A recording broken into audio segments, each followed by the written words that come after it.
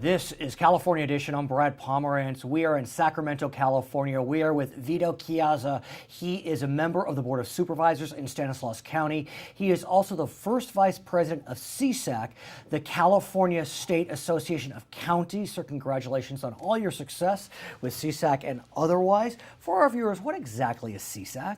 CSAC, it's an advocacy group made up of the 58 counties. One representative from each county is chosen by their Board of Supervisors, and there is a board of CSAC. Right. And we basically try and come to some sort of conclusion because California counties are very diverse. I don't need to tell you. Well, you have LA County, 10 million people, bigger than the state of Michigan. And was it Alpine County with how many? 1,400 residents. Right, so very different interests, very different desires. Yeah. So we try and come together and try and fix legislative platforms we can agree on. And I would characterize it as, it's just sitting down and setting some issues aside that we can't come to an agreement, and then moving forward with the ones we can. There's one area where I think the counties are in agreement, and that focuses upon the plan that we know as Prison Realignment, AB 109. Yeah. We can say a lot of things about AB 109, but we know the U.S. Supreme Court has ordered that the state decrease the size of its prison population. And AB 109, as a result, was born, and it is sending lower-level offenders from state custody to county custody. How is it, for example, in Stanilaus or another county that you may represent or be aware of? As you can imagine, the counties were very apprehensive when they were trying to realign prisoners back to the counties. But we own it now. It's here. Right. So we're going to make the best of it. I will tell you that I believe at the county level we can more efficiently and effectively supervise. I believe we can make a difference on recidivism given the resources that are necessary.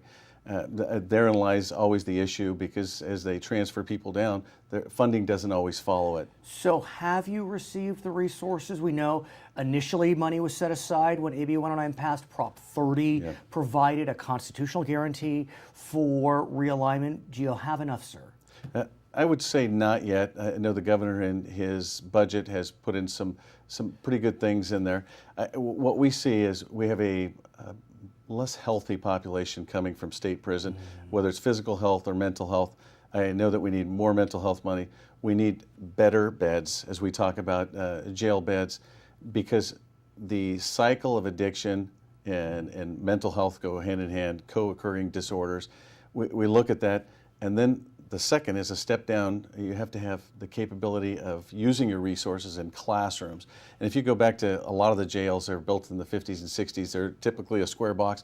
You don't have classroom space. If we are to prepare these people from coming out of a life of prison to acclimate them back, we have to have the resources necessary to train them in the basic life principles. So is there a way to use the state funding you've received and enter into maybe partnerships with the faith-based community or other social service entities? You have to. We look at building the community capacity. Government cannot be all things to all people. People have an expectation of government. We're trying our hardest, but with limited amounts of dollars. So you have to engage the faith-based community or the community-based organizations to try and build that community capacity, whether it's peer-to-peer counseling or whether it's them getting a grant and coming into our jail and teaching, which we have, life skills per se. And how are the inmates doing? I mean, these facilities, like you said, not really built for longer-term stays. You know, some are staying even beyond 3 years because of the quirks of AB 109. How are they doing?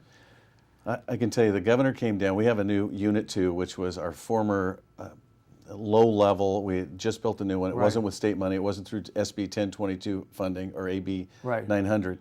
But we have some classroom space. And the governor came to visit and actually went into the classrooms. And two questions he asked. I want you to tell me about that when we come back. Okay. For our viewers on HLN, we thank you so much for joining us. For our other viewers, we'll be right back. So, sir, tell us about the governor's visit. So the governor comes down with some key staff members and visited our Unit 2. We have classroom space there. We have some people in the community that are coming in and teaching life skills. So the governor enters and asks two questions. How many of you have drug addiction issues? Every single hand went up, and I think there were about 30 people in there. Wow. So all of them, and you know that's one of the major underlying factors. And the second thing was, in state prison, did you have anything like this? Did you have any classes that were preparing you for the outside? And everyone said no. It was universally no. So we look at programs teaching people how to address people, how to shake someone's hand, how to hold your fork or your utensils, how to acclimate yourself, what's going to be expected in the job market.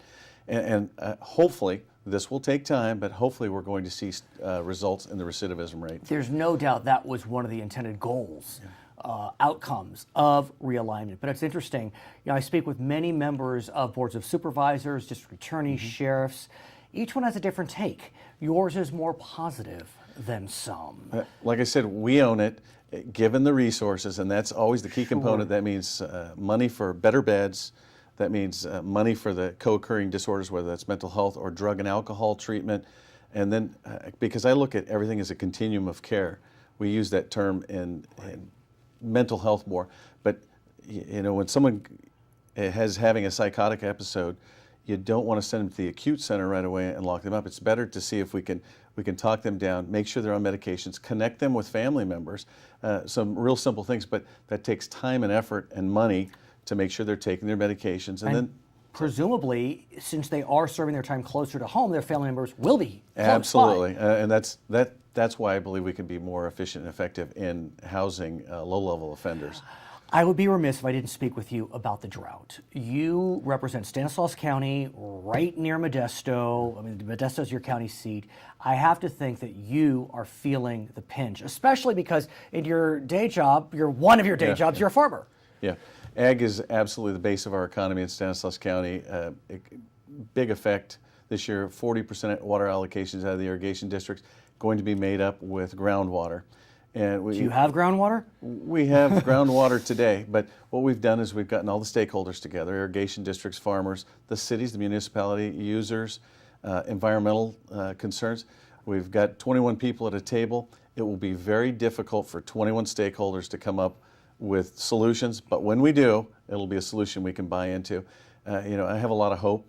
I tend to look at things as the glass is half full. Sure. And I think... But that glass doesn't have a lot of water in it, though. It doesn't. Yeah, I know, what a... No, but I mean, I hate to use the metaphor, but Yeah. it is, look, it's a frightening time, for a lot of us. It's really frightening, and we want to be part of the solution, but in a lot of ways we feel hopeless, helpless. I mean, what do we do? What do I do? Yeah. I'm just a Californian. I tell my kids to take shorter showers. I tell them don't flush if you don't have to. What can we do? It will be important that everyone continues to conserve, because conservation has gotten us a long ways in California. But you look at storage, whether it's on stream, off stream, above ground, below ground, is just as important, because that's essentially our bank. If we do a good job of banking water for these drought years. But if I may interrupt, for some folks, the golden ticket is below ground. For others, it's above ground, and that's the debate.